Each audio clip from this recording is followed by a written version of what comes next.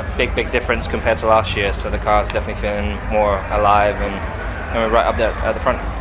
Who would have thought that after a complicated start to the season, we'd be here talking about the resurgence of the German team? Lewis Hamilton couldn't be more excited, and neither could we. What has changed at Mercedes? How did they manage to turn things around so quickly? Is the new floor really the secret behind this transformation? And most importantly, do they have a real chance of challenging Red Bull and McLaren here at Zandvoort? Get ready for a complete analysis of what could be the comeback of the year in Formula One. And who knows, maybe we're about to witness another victory for the team this weekend. Before we begin, don't forget to subscribe to the channel so you don't miss any F1 updates. Now, let's start by looking at Mercedes' incredible turnaround this season. Remember last year? Hamilton, for the first time in his F1 career, finished a season without a single win. The team seemed lost, struggling to understand the new regulations and falling well behind Red Bull and Ferrari. But look at them now. In the last 3 races, Hamilton has stood on the top step of the podium twice. It's quite a turnaround, isn't it? The team seems to have finally found the right path, and confidence is back in the Mercedes paddock. What makes this transformation even more impressive is how quickly it happened. At the beginning of the season, we still saw the team struggling. But as updates kept coming, the W15 came to life. Hamilton and Russell started appearing closer and closer to the top of the timesheets. And now? Well, now they're fighting for wins again. It's like we've gone back to 2021, isn't it?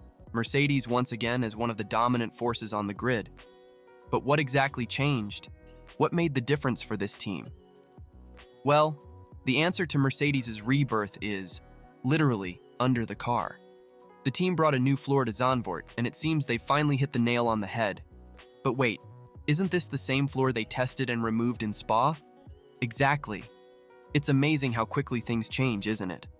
What didn't work on one track can be the key to success on another. Andrew Shovlin, Mercedes' trackside engineering director, confirmed that the new floor will stay on the cars for the rest of the weekend.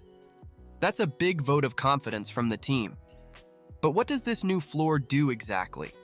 Well, in simple terms, it helps improve airflow under the car, which in turn increases downforce. More downforce means more grip in the corners, and consequently, faster lap times. It's like they've given the W15 a boost. The most interesting thing is that this update isn't just about pure speed. The drivers reported that the car is more predictable, more alive, as Hamilton mentioned. This means they can push harder, trust the car more, and extract those precious tenths of a second that make all the difference in F1. And speaking of making a difference, let's take a look at how this new package performed in free practice here at Zandvoort. In FP1, we had mixed conditions, with rain and wind complicating things. But it was in FP2 that we really saw what Mercedes is capable of. George Russell, showing that the car's potential is real, led FP2. Yes, you heard that right. The young Brit put Mercedes at the top of the timesheet. And Hamilton? Well, he wasn't far behind, finishing 3rd. It's the kind of result that makes the team's engineers smile from ear to ear. But what makes this result even more impressive is who finished behind them. Max Verstappen, the home favorite and current championship leader, finished only 5th, on his home track. This shows how competitive Mercedes has become. What really caught attention was Mercedes' performance in the slow corners. Zandvoort is a technical track, with several low-speed corners, and that's exactly where the W15 seems to shine. This is crucial, because it suggests they've finally found a good balance in the car. Unfortunately, FP3 was practically interrupted after Sargent's accident, which left us with less data to analyze. But based on what we saw in FP1 and FP2, it seems that Mercedes has a solid foundation to work with. The big question now is, will they be able to maintain this performance in qualifying and the race? Looking ahead, the prospects for qualifying and the race are, at the very least, exciting. Hamilton said they are definitely in the top 5, but can they go beyond that? That's the question on the minds of all Mercedes fans. The battle with McLaren promises to be fierce. Lando Norris, always honest, admitted that Mercedes seems to be the fastest at the moment. Coming from a driver who has consistently been on the podium in recent races, that's quite a compliment. But we can't forget about Red Bull.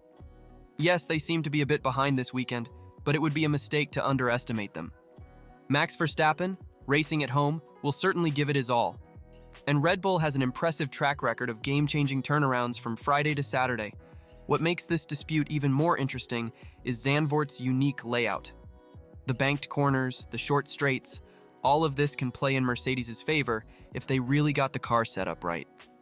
If the W15 continues to be as strong in the slow corners as we saw in free practice, we could have a real battle for pole position. And the race? Well, Zandvoort isn't known for facilitating overtaking, which makes the starting position even more crucial. If Mercedes can put both their cars in the front rows of the grid, they'll have an excellent chance of fighting for victory on Sunday. Now, we can't talk about Mercedes without mentioning the Hamilton factor. The 7-time world champion has been the heart and soul of this team for so long, and his recent performance has been nothing short of inspiring. Some critics questioned his motivation when the car wasn't competitive at the beginning of the season.